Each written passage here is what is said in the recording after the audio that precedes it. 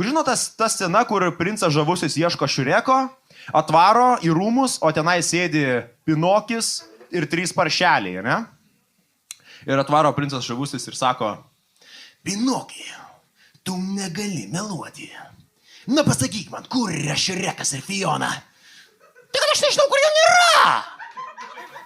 Na, Šrekas galbūt jau išvykęs, o galbūt jis čia, tai galbūt...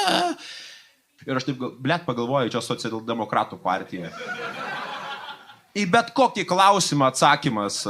Na pasakyk man, kur yra kultūros ministras? Tai kad aš nežinau, kur jau nėra.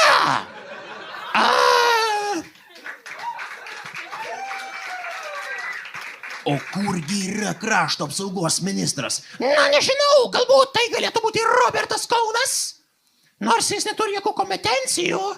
Ir tada paršelis tas nebeapsikentis. Pakaks, šita vyriausybė neturi nei vieno kompetentingo žmogaus.